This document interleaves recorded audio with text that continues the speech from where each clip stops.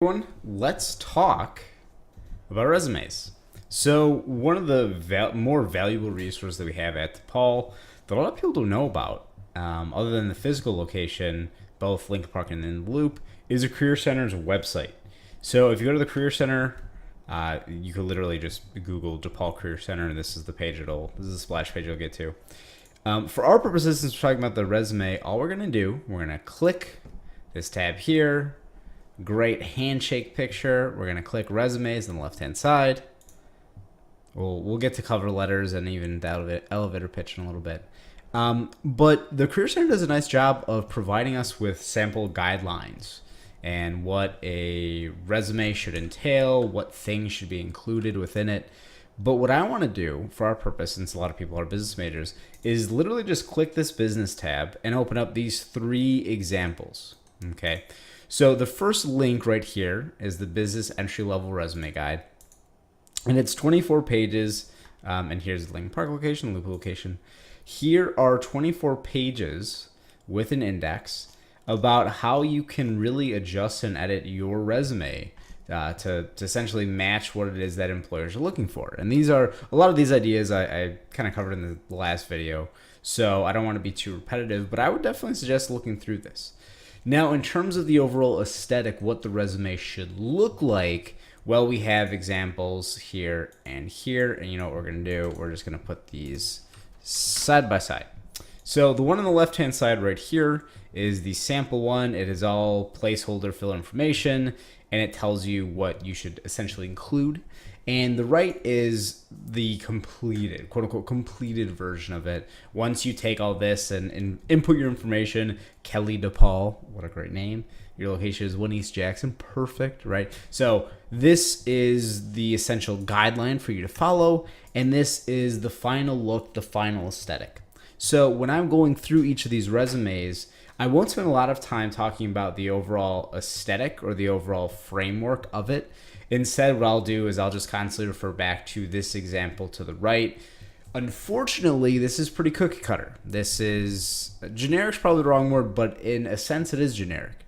So what I would do if I was you, is go here, look at this, look how everything is slated, and then make a decision to use the headers, use bolding, use italics, use all these things to utilize the white space properly.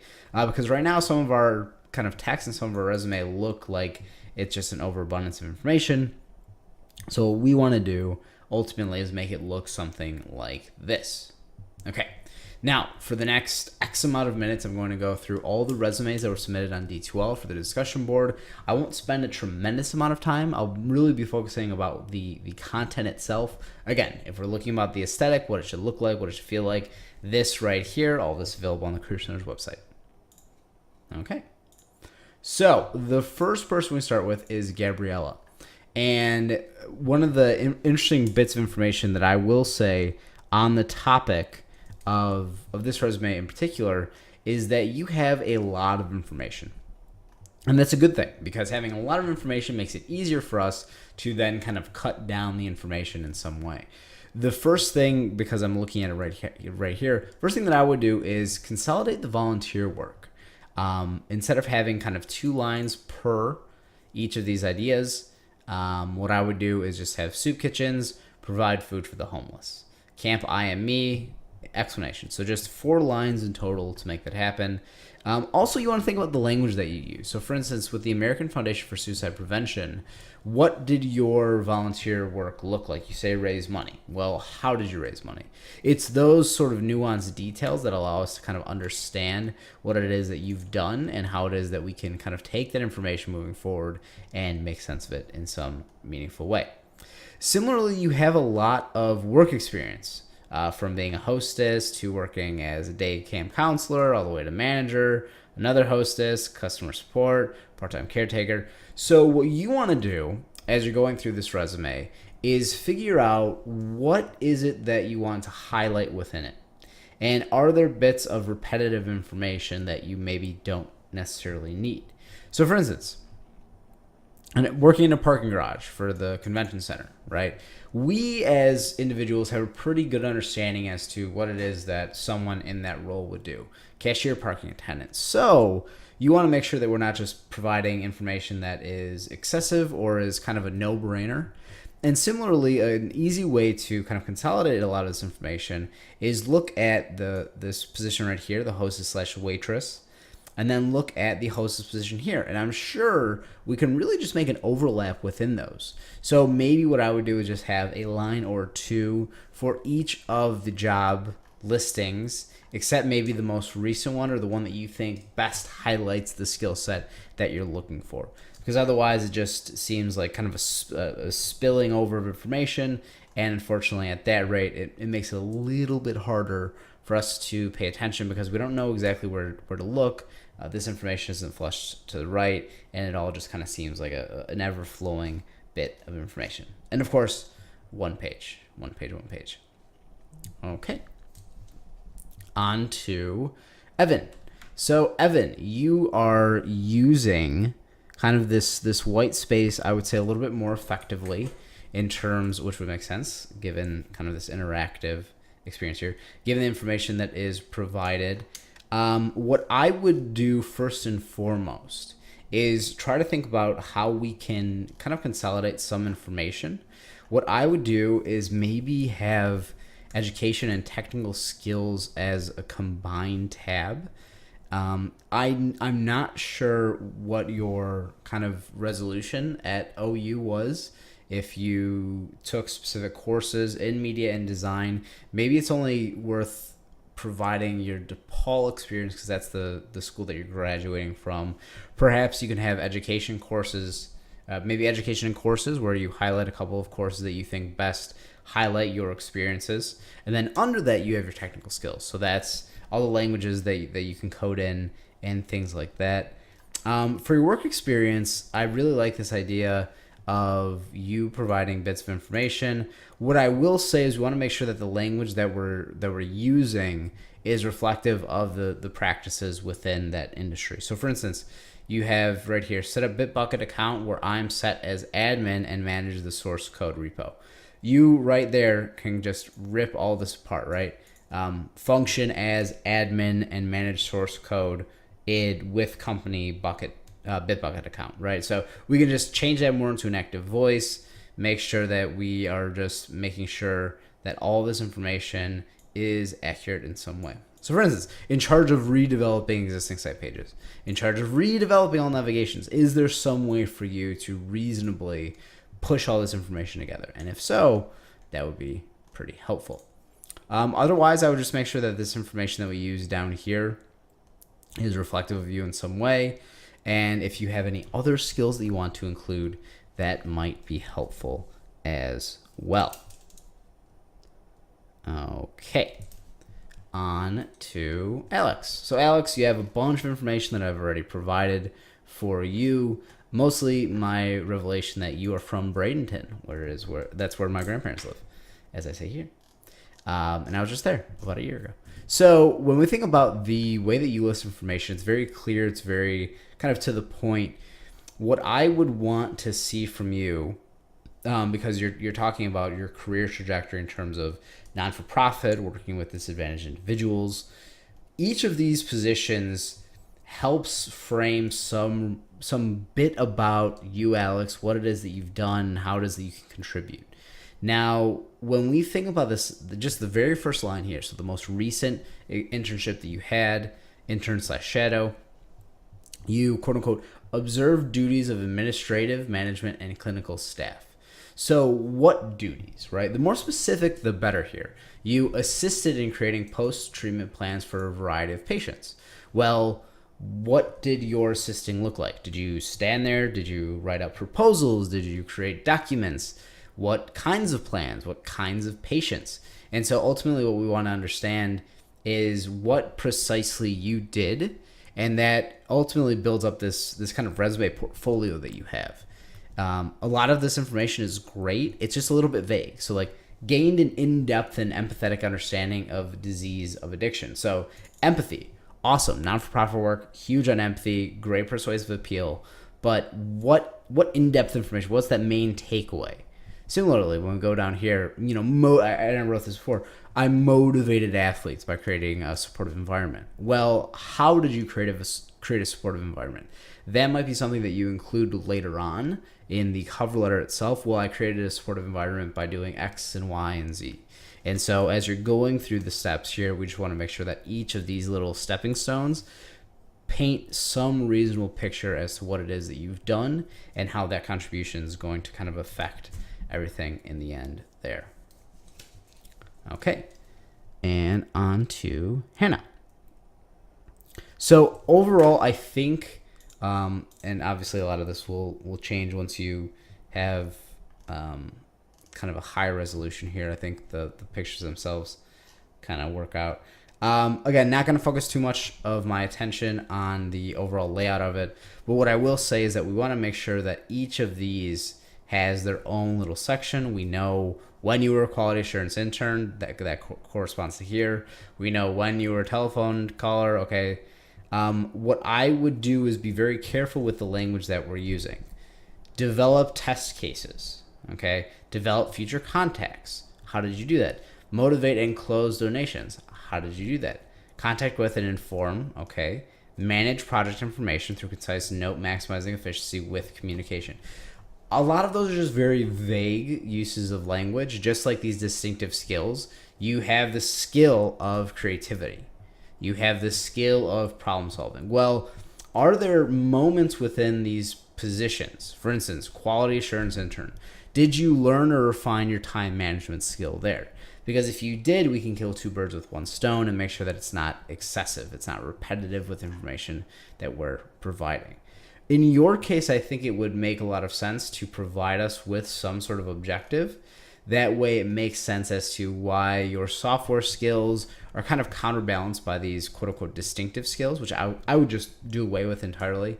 And then how all of those are counterbalanced with these experiences. Because you talk about positions that you weren't necessarily in a technical or information type of systems position, like a QA, right? QA is absolutely 100% in line with your bachelor's degree, but you working as the telephone caller isn't. You may be working as a campaign employee twice, maybe isn't. You working as a Chicago Court mentor probably doesn't fit the scope of what you've done. So your job, your responsibility now, the biggest challenge is to make sure that those positions that you've done highlight and reflect the thing that you're kind of making a case for here. And this is when you start talking about managing. This is where you can kind of sneak in you learning leadership skills, client development, content organization. You can use that language reflective here. Okay. Riley. So Riley, your resume for the most part has the information. I think it's ultimately just an issue of you trying to consolidate it in some way that makes a lot of sense. Okay. Your objective is kind of a broad stroke. It doesn't have, really this is what we're looking for. Enhancing my professional development in accounting. Now, accounting, do you want to do tax? Do you want to do audit?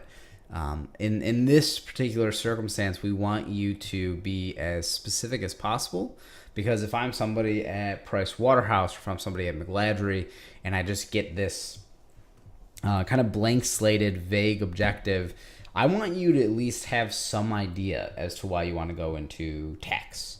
Maybe you took a tax course, and because of your experiences here, like your experiences with this tax/audit internship, okay, you have kind of dual principles. You have these two knowledges that you can kind of come from, and that might be helpful.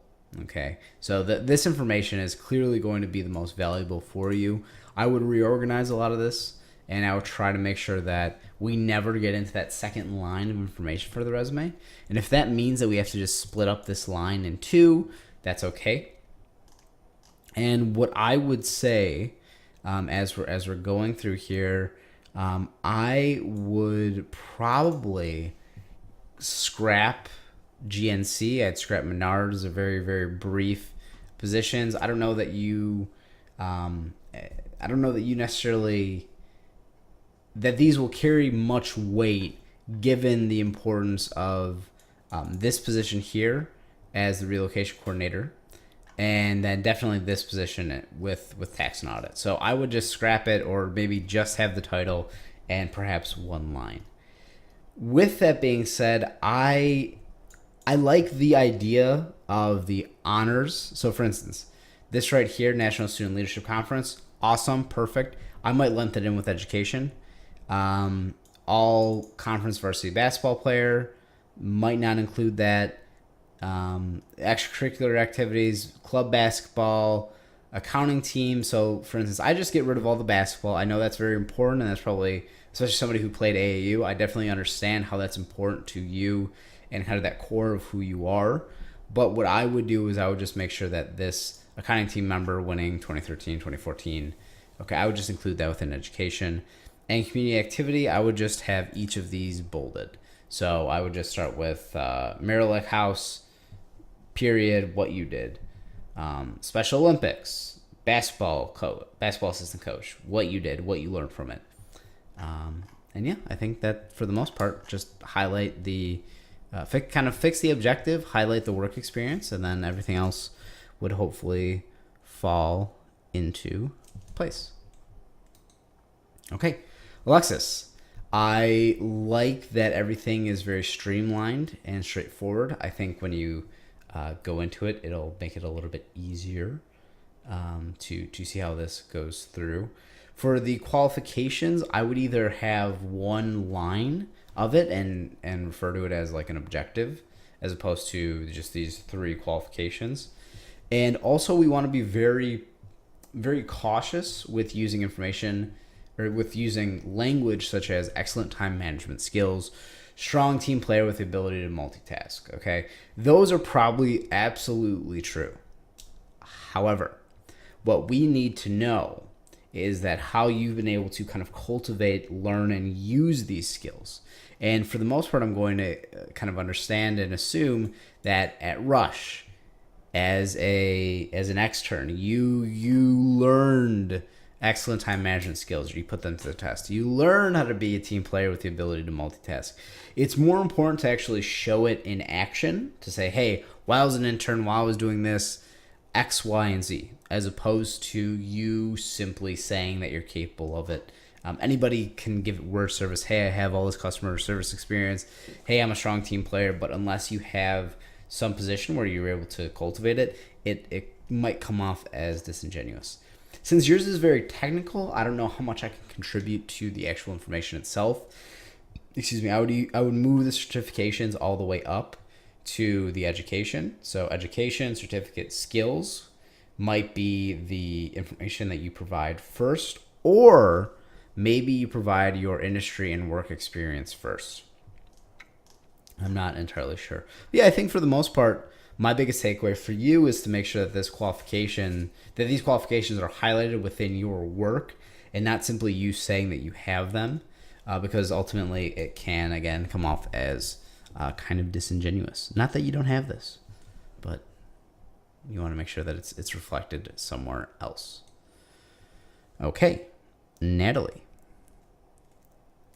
So your objective makes a lot of sense. Highly motivated DePaul honor student. Always had to sprinkle it in there. You worked hard for it. Good job. I hope to utilize my skills in public relations and gain industry experience to move toward my goal of being accepted into law school. So what that tells me is that all of the things that you're doing, all of the skills that you're cultivating, that you're building, all of that is going toward you going into law school. So everything, every line, every bit of information that you provide should always go back logically to law school. That's the thing that you're going for. That's awesome. With that being said, what we want to do is try to figure out how we can consolidate certain bits of information and expand on others. So related to coursework, what I would do is I would certainly get rid of the white space in between these different lines. That's an easy fix. And then I would reconsider the way that you present this information and what information is most valuable to you. So I might have education-related coursework as the same tab. Maybe this be a smaller heading under it. And I would maybe use half of these.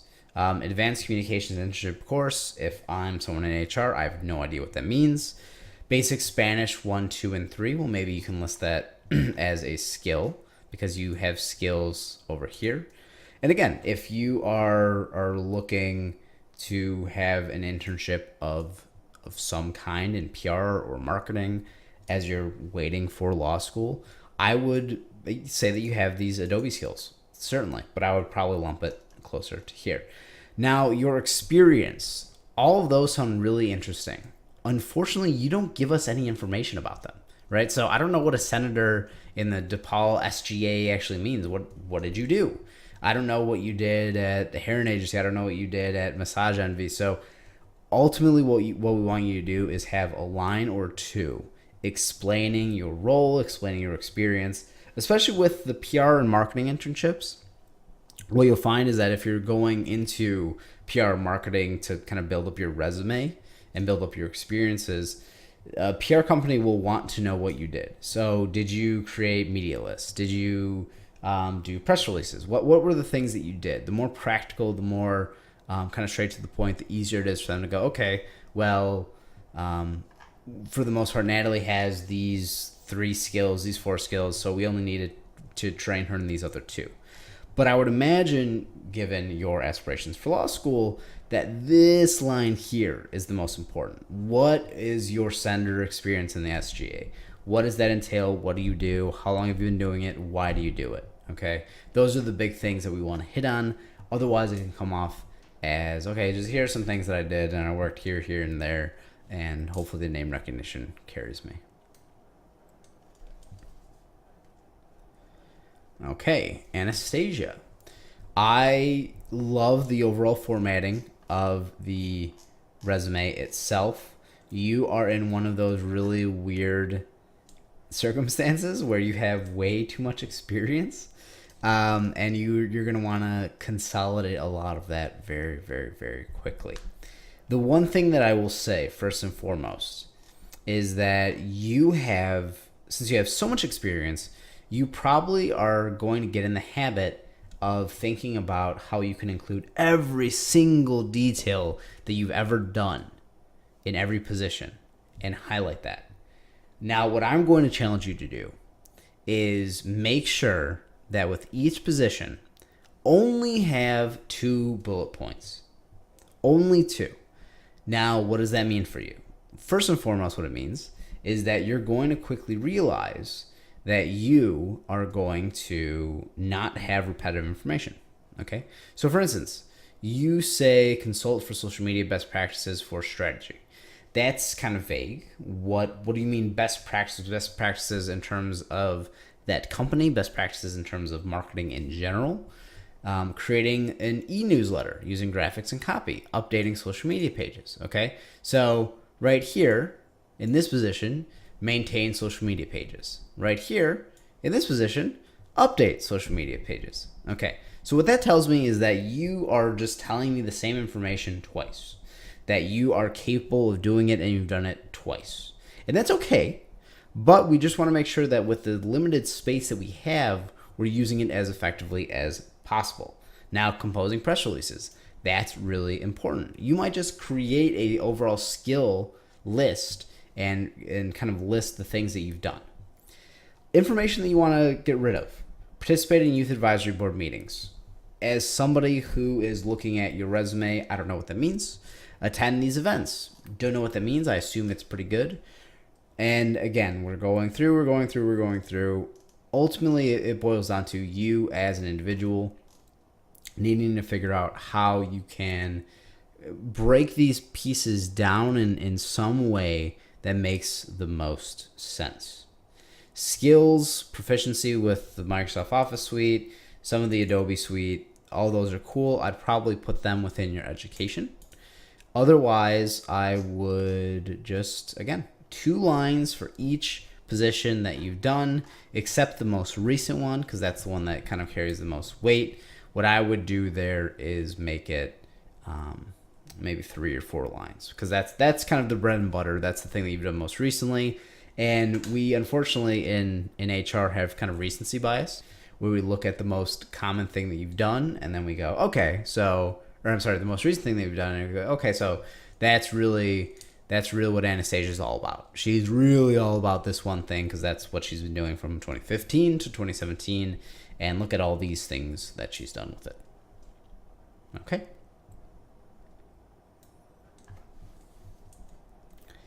Brett. So you are using different colors, which can be fine. I think it's fine. For all intents and purposes, I don't think it makes it any harder. I like Fake Street. I don't think it makes it any harder or any easier to kind of see. And right now, I think you're maybe viewing your own profile.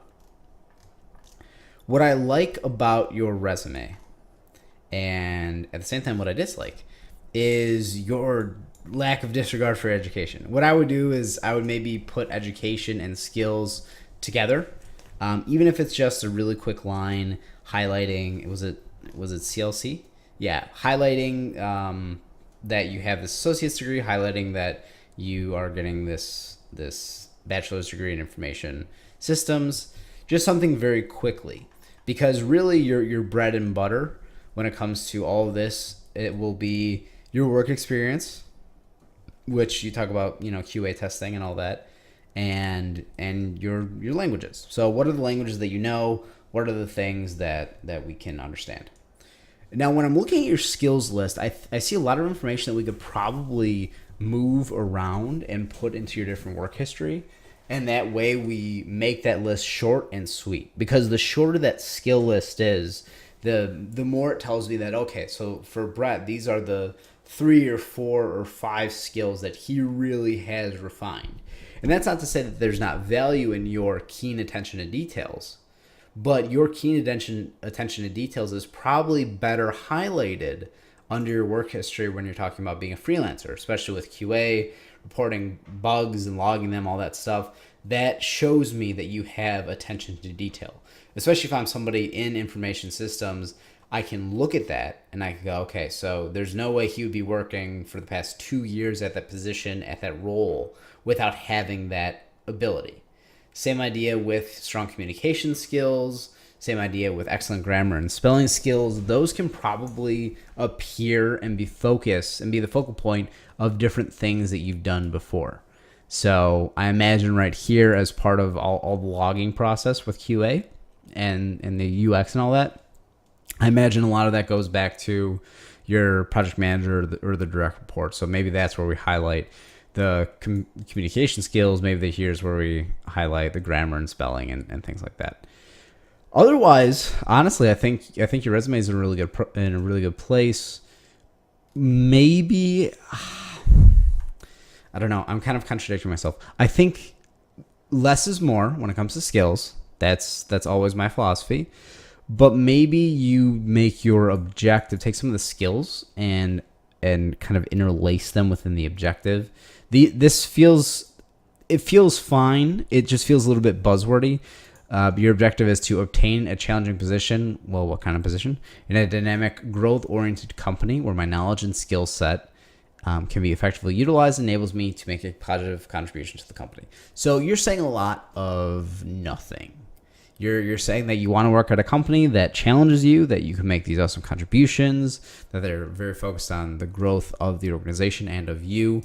But what kind of company? What kind of position? What are the things that you want? I mean, think about it. That's the whole purpose of the objective. What are the things that you want to do? What are your objectives in taking a position and applying for it? And make sure that is all kind of reflective here. Okay. Trey, the high school basketball coach to play professional basketball. With your resume, and I have a lot of edits and details that I've already included, all of this goes back to the idea of being a high school basketball coach, right? So with you as a high school basketball coach, we have to make sure that your experience, and this is one of the crappy parts about being in athletics in the first place, is that your lifelong experience as a men's basketball player, being a coach yourself, sometimes it doesn't always, in the minds of certain individuals in administration, sometimes it doesn't necessarily translate into your experience, right? So you've been a Division I men's basketball player for the past 2 years. you were this, fantastic community college basketball player, and all of a sudden you want to coach a bunch of 14 to 16-year-olds, and the first reaction is, well, he hasn't coached in high school before. He doesn't have the experience. It's like, well, I've been freaking playing basketball my whole life. I know every set play that we could run. I know every motion, but somehow now I'm not qualified. So your job is to make sure that you're highlighting not just your individual things, like right here, the first thing I look, 20 hours of training per week, including lifting, conditioning, skill work. When it comes to that, there are certain bits of your Division I experience that people are going to assume, right? So when I think about a Division I basketball player, I imagine that you go through training. I imagine that you have to learn time management skills with basketball and schoolwork. And I imagine all of that is just par for the course. Now, when I look at your basketball camp experience, I see that you actually worked with people. You did some coaching. You motivated the kids to stay in school, right? So it's those positions that you highlight your actual experiences with coaching. And what I would also do is I would make sure that when you're creating this resume, when you're applying to a position like this, if you end up doing, which I think you'd be a great fit for, you have a good personality for it, I would just make sure that you're spending enough time focusing on why you want to be a high school basketball coach and why you want to work with the kids. Because sometimes people can get it a little bit twisted that one of the only reasons that you want to work in basketball is because basketball is all you know. But really, you have a high amount of passion and dedication to making sure that people find love for the game like you did, and that they have success inside and outside of basketball. And you have to showcase that. You use language like, played an important role on my team as a leader. Okay, anybody could say they're a leader. And as an energy guy. Well, what does that mean? How does that manifest itself? What is it about Trey and the way that you came up and your personality that makes you the best fit? And how does that benefit a bunch of high school kids? That you're an energy guy, that you're a leader? Are you going to impart those knowledges, those experiences, that mindset onto them? Are you going to be able to motivate them to box out, to get back on defense? And if not, then we have to kind of reconsider your overall value in applying for it. Because maybe you're not a good fit. I think you are, but we just have to make the case. Okay. Jennifer. So I really like the direction of your resume. The one thing that I like in particular about it is this summary of qualifications. You kind of fall into the trap that a lot of other people fall into, in that you have all these experiences, especially being somebody who's in these really, really cool roles. Like you were an assistant branch manager for quite a bit of time. You have all these community involvements, and yet when I look at your summary of qualifications, it doesn't say, it feels like a lot of word service. And that's not to kind of discredit or discourage you. When I read something like strong interpersonal, written, and verbal communication, okay, anybody could say that they have that. Anybody can say that they have exceptional problem-solving skills, identifying problems and implementing corrective processes. When it comes to your work experiences, that's really where you highlight for us that you have the ability to problem solve, that you have the ability to kind of implement. I love the language you use. Implement corrective processes. You have strong leadership skills. Well, anybody could say they're a leader. You're able to prioritize, delegate tasks, make sound decisions. Well, what cases do you have where you've done this? What examples do you have of you cultivating positive relationships with clients and colleagues? Well, if I look at your position in Northern Trust, you are a relationship manager. So I think the summary is important. In some ministries, that's the main thing that you highlight. I think for you, it's okay to keep it. You just want to make sure that there's consistency of what you're saying in the summary of qualifications, what appears in your work experiences, and what appears on your cover letter. Because what you're telling me is that these 5 bullet points, imagine I didn't have anything else. I'd never met you. I didn't look at a cover letter. I didn't look at your work experience. Are these 5 bullet points the ones that tell me all I need to know about Jennifer? And if so, then keep it. But we want to make sure that maybe the language is properly reflective in it. What I would say, another thing, just to make it 1 page long, you can probably consolidate and change some of the language with both these positions. What I would say is that things like directed daily activities and supervised staff, recruited, interviewed, and hired new employees. I think you could probably consolidate that, held staff accountable, controlled costs. Well, you talk about costs, you talk about profit loss. So there are some lines, right? So you talk about profit loss here, bonus. Then you talk about reporting. Okay, so sometimes you just want to make everything a little bit more consolidated, and then just reconsider, where am I going in my career? With your objective, you talk about this client service manager position. Well, are all these bullet points important for that position? And if not, maybe you could cut out a couple of these lines that maybe were really important while you're at JP Morgan. But now, since you're not there, now what you can do is you can say, well, they don't need to know that I process these different things. They don't need to know that I ensured corporate policies are followed. Obviously, that's important information, but for our purposes, maybe you highlight certain things with your relationship manager position that better reflect what you're going for in the future. Now, if you do that, what I would do is I would save a master copy of your resume and cut out this one when you're applying to very specific positions like the client service manager. That way you don't forget about the things that you did, because who knows, you might decide later on that you want to go back into banking and being an assistant branch manager. Similar, what I do is with the coursework and education, I'd combine them with the same heading. But that's otherwise really, really awesome one. Okay, Lauren. So you have a ton of really compacted information, and I really, really like that, because you, for the most part, are providing us with all we need to know about you as an individual. I think a lot of it just comes down to maybe repositioning and reorganizing information in some way. And what I said I wouldn't do, I'm gonna contradict already. But what I would do perhaps is maybe for something like the coursework, I would consolidate it. So I would maybe have like economics, all the economic classes,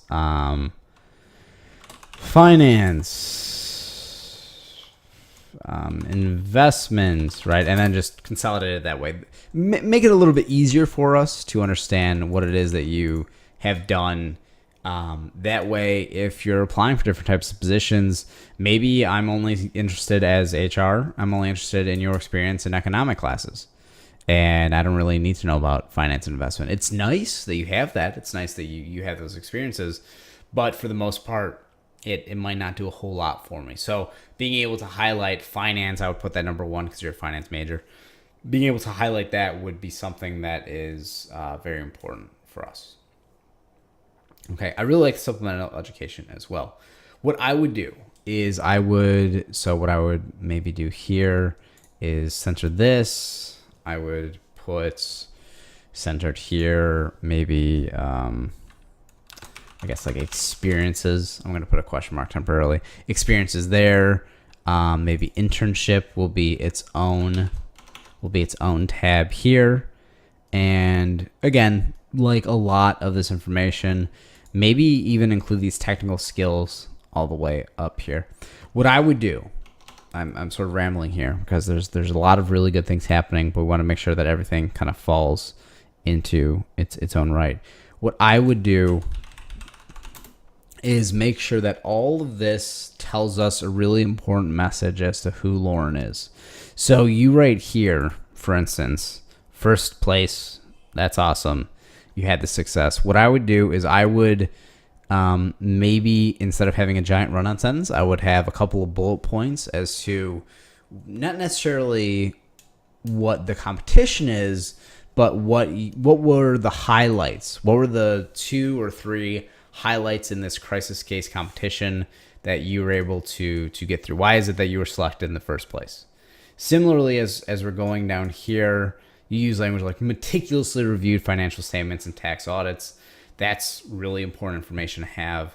That kind of makes it easier for us later on to not have a lot of information for our quote unquote skills section, because you already tell me everything about project management. Although I would change this line a little bit more. How would I change this? You say gain project management experience. I would just say, managed multiple accounting projects at once. Did you manage people within that project? Or did you correspond, like acted as the liaison between department or person one and department and person two? Because that to me tells me that you project managed without having to be as explicit. Okay. On to the next one. So your resume, for the most part, is really well organized. I think the objective is very straightforward. I think it tells us kind of all the things that we need to know about you. What I would say is your objective isn't... I mean, it is an objective. It's more of a statement. It's more of like a summary of qualifications, because you say, you have experience in the baking industry, you have specialized emphases and interest in these things. So with your objective, I would highlight specifically the things that you want to do and the positions that you want to do, as opposed to you just kind of prioritizing or saying the things that you've done. For the work experience, I think everything is really well laid out. I would make sure that there is some consistency with the way that you use bolding and italics. So for instance, right here, you have this bolded client service associate. Right here, you have it bolded and italicized. I would probably just, flush this information over to the right and make sure that all this stuff is, I'm screwing up the formatting right now. All that stuff is going. With you working as a sales and service associate and a client service associate, I would make sure that there isn't too much repetition that goes on with this information, and make sure that each one that you're including here is, each detail and each bullet point that you include here is important. So for instance, you say maintain weekly signature card and wire transfer report. Assist bankers and financial advisors with funding new customer leads. Okay, so all this kind of builds up to this right here. You use language like strong knowledge of banking products and services to deepen client relationships. The line above that, monitor client relationships for high risk and fraudulent activity. So client relationship, that seems, as a client service associate, that seems to be kind of the highlight for the past year of what you've been doing. So maybe make one line, kind of get rid of these two lines here, and make one line really focusing on client relationships. What is the highlight of your experience for the most part? Otherwise, I would maybe at least think about putting your education above your work experience. I think your work experience carries a lot of value for you, because all the friends that I have that used to work at JP Morgan and have worked at Bank of America and places like that, their education it's not meaningless, but their education definitely plays second fiddle to their work experience. A good friend of mine is a assistant branch manager at a Bank of America, and he has a degree from DeVry University. So his education is at the very bottom. So I think what you're doing right here makes a lot of sense, and I would just kind of continue with it. Just make sure that you don't have a bunch of repetitive information, and that the information that you do provide makes a lot of sense. So again, what is the highlight of your client service associate position? Cool. And last but not least, so I really like the consistency that you have in terms of the formatting. I think Google Docs probably made this document a little bit weird, a little bit odd. Your objective is very straightforward: seeking an accounting part-time job that will utilize my analytical and communication skills. Okay, so here, what I would say is I think that makes a lot of sense. You're very straight to the point. Accounting, part-time job, analytical skills, communication skills, previous work and education experience. What I would say is try to be a little bit more specific. What analytical skills? What communication skills? Is it verbal? Is it written communication skills? What I would say is that as you're going through this position, what you'll want to do is maybe work with some of the formatting, put the Harold Washington to the right, or try to consolidate it in some way. What you have here with your internship experience and your activities is that you kind of highlight some details. So for instance, I'm jumping around a little bit, but for this internship experience, this seems to be the one that you've had kind of the most quote unquote work experience within it. And it's very different than what you're looking for right here as an accountant. You working as a student practical nurse. Okay. So that brings me to the question of what did you learn as a nurse that's going to help you as an accountant? Now you have communicating with the patient. You have all these different testings and the IVs and all that stuff. So did you learn time management skill? Did you learn how to think on your feet for certain people as a nurse? And so that I think is going to be the biggest challenge, is that it's really important and it's really impressive that you have all these skills and that you have all these experiences. But when it comes to accounting, what you might want to include here within your education is a course list. What are the courses that you've taken? And similar with the objective, what kind of accounting do you want to get into? Do you want to do tax? Do you want to do audit? The more that you provide me from the start, the more direction that I think you have, the easier it might be for me as a potential employer. So overall, I think it's a really good start to the resume. I would just make sure that all the information that you're providing is as straightforward and to the point as possible. Otherwise, it might come off as, okay, so you're in school for this, you're an incredible student, you have all these awesome awards and honors, but you don't have a lot of experience doing it, quote unquote, practically. So what skills do you have then? So you're clearly knowledgeable, you're book smart, but what skills, what is your skill set that you can bring to the table? And if you can find a way to do that with your experiences and your volunteer work, that might be a very helpful way to accomplish it. But overall, I thought it was a really, really good resume.